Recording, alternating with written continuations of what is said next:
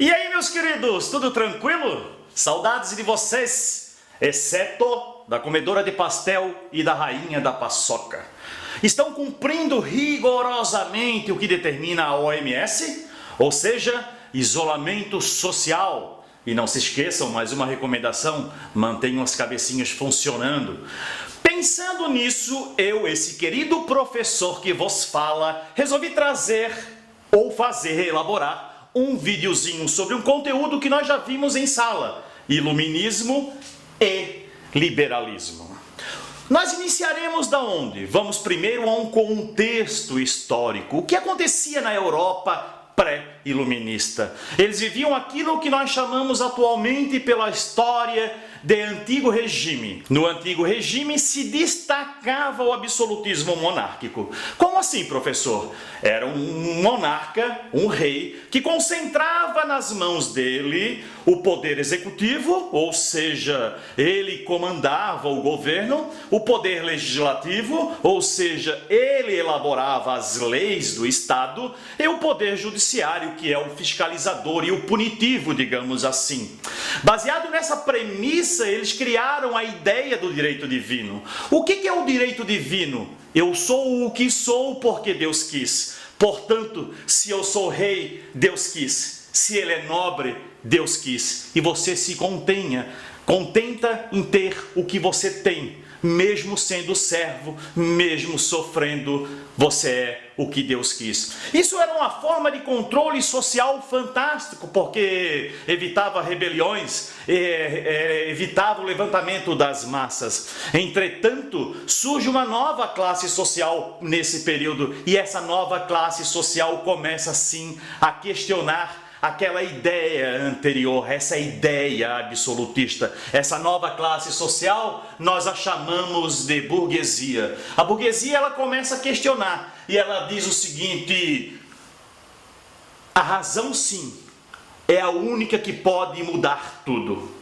Aquele antigo regime que era baseado nessa sociedade estamental, em que o clero orava, o nobre lutava e o servo trabalhava, ela não estava de acordo. Então eles começaram a questionar esse absolutismo monárquico, essa sociedade estamental, essa sociedade de ordens, essa sociedade que não permitia uma mobilidade social. Como a burguesia sairia dessa base da pirâmide e subiria? Então eles começaram a mudar. E os iluministas, os filósofos iluministas que surgem nesse período começam a dizer: a razão capaz de mudar a condição humana é a razão que supera a ignorância. E isso é um fato interessantíssimo, porque até então tudo era pautado no direito divino, tudo era pautado naquilo que Deus queria, segundo a tradição religiosa muito forte naquela época. Então, a razão é capaz de guiar o ser humano, a razão capaz de mudar o mundo, responsável por compreender e explicar os acontecimentos. Agora os acontecimentos não são mais explicados pelo divino. Então agora é a razão que irá explicar os acontecimentos. Baseado nisso, os iluministas eles eram contra, obviamente, ao absolutismo monárquico, à intolerância religiosa, ao misticismo, ao analfabetismo, aos privilégios de alguns, ao controle do Estado sobre a economia, ao controle da igreja, à falta de liberdade. Ela é contrária ao direito divino, contrária ao colonialismo e o mercantilismo, que era uma forma de controle do Estado sobre a economia. Entretanto, eles defendiam alguns pontos básicos importantes de destacar. Conhecimento científico, óbvio. Se há razão que precisa ser alimentada, ela vai ser alimentada com conhecimento científico.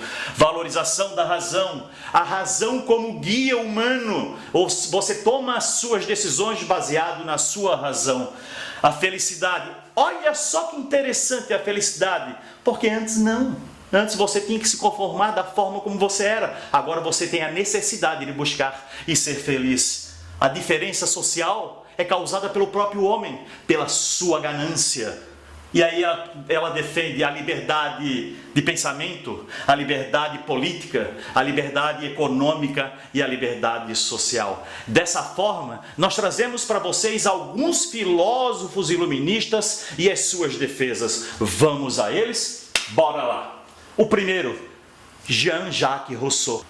O Rousseau defende que o Estado serve para criar condições de bem-estar social, que no homem nasce bom, mas a sociedade o corrompe, e para que isso não aconteça, é preciso ter um Estado com legislação justa, um Estado com legislação que não prejudique alguns e beneficie os outros. Aí nós vamos para o nosso segundo Montesquieu. O Montesquieu disse, já que para o rei não concentrar os três poderes em suas mãos, vamos dividi-lo. Vamos dividi-lo em poder executivo, poder legislativo e poder judiciário, mas que esses não se concentrem na mão de um só. Assim teremos um Estado democrático e não um Estado absolutista, despótico, tirano. Entenderam? Vamos para o segundo, Voltaire. Esse eu acho fantástico. Ele é favorável à liberdade de pensamento, à liberdade religiosa, contra o direito divino, contra as barbáries acometidas pela igreja.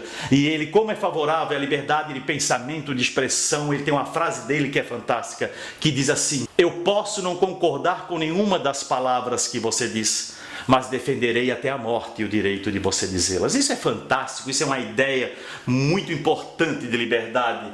Após ele, nós vamos para o John Locke. O John Locke defende que todos nós somos, por natureza, livres. Então, se nós somos livres, temos direito à vida, tudo que nós fizermos nessa nossa liberdade nos pertence. As propriedades me pertencem, o bem me pertence, e cabe ao Estado me proteger com relação a isso, com legislação, com leis que possam me permitir usufruir daquilo que eu conquistar. Após eles, temos aquele que é considerado o pai do liberalismo, Adam Smith. Ele diz que o comércio precisa ser livre, que o Estado não pode intervir na economia e que o mercado se origina da oferta e da procura, ele se regulamenta. É assim que nós teremos as melhores ofertas, melhores mercadorias com preços menores, porque haverá concorrência.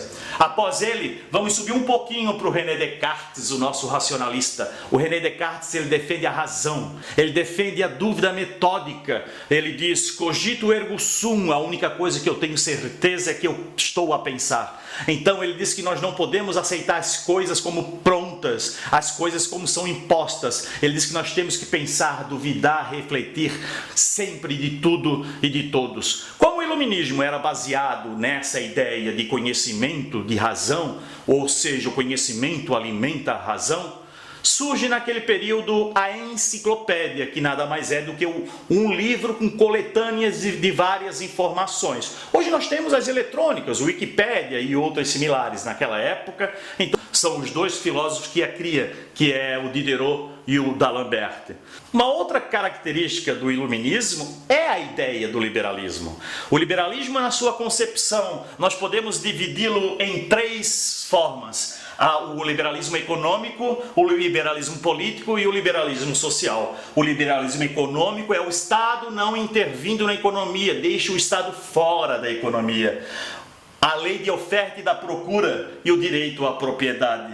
Nós vamos agora para o liberalismo político, que é o próprio direito de democracia, é o direito de votar e ser votado, e o direito da divisão dos poderes, conforme defendeu o nosso querido Montesquieu. E aí nós vamos agora para esse liberalismo social, a liberdade de expressão, a liberdade de culto, a liberdade de ir e vir.